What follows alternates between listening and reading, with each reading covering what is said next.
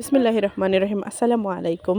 হাতে পাটায় একদম বেটে তারপর হচ্ছে চিতই পিঠা বানানো হবে। চিতই বা সাতপুতি যার অঞ্চলে যেই নামে ডাকেন ডুপি পিঠা রাখে। তো যাই হোক, আমার ছেলেরা হচ্ছে দুধ চিতই খেতে চাইছিল। তো সেদিক দিয়ে হচ্ছে পাটায় বেটে একদম এই যে রান্না বাড়ার প্রস্তুতি। আর এদিক দিকে তো অনেক শীত পড়ছে। তো যাই হোক, এখন হচ্ছে এই যে পিঠাগুলো বানানি হচ্ছে আপনাদেরকে দেখাবো।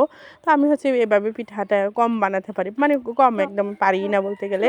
তো শ্বশুর বাড়ি গেলে শাশুড়ি বানিয়ে খাওয়ায়, তারপরে হচ্ছে মার বাড়িতে আসলে হচ্ছে নিজের মা বানিয়ে খাওয়ায়। তো যাই হোক, একদম খড়ির ছোলায় সুন্দরভাবে যে পিঠা বসিয়ে দেওয়া হয়েছে। আর ওদিক দিয়ে হচ্ছে বাজার থেকে ফ্রেশ টাটকা ধনিয়া পাতা কিনে আনা হয়েছে। তো এদিক দিয়ে হচ্ছে আবার সানি এই যে এখানে বসে আছে, বসে বসে হচ্ছে চিতই পিঠা খাচ্ছে। আর কুয়াশার পরিমাণ কেমন এই যে পিছনে দেখতেই পাচ্ছেন, একদম ফুল ওদের ড্রেস পরিয়ে নেওয়া হয়েছে। তা ওরা হচ্ছে সুন্দরভাবে এখানে বসে আছে।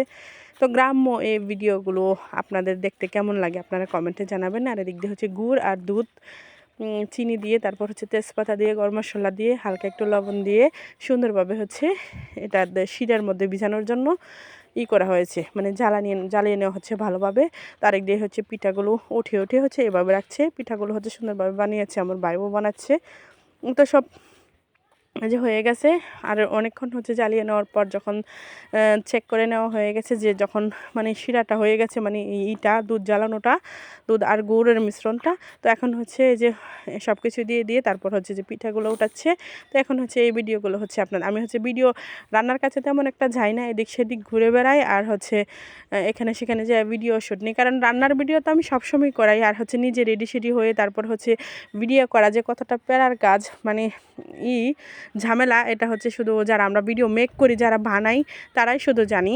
এজন্য হচ্ছে চুলার পার রান্নার কাছে তেমন একটা যাওয়া হয় না, কারণ রান্না তো আমি সবসময় আমি নিজেই হচ্ছে রান্না করি, তখন ভিডিও করি, রান্না ছাড়ি। তো এখন আর হচ্ছে রান্না নয়, এজন্য হচ্ছে ভিডিওর মধ্যে বেশিরভাগ সময় দিচ্ছি যেহেতু।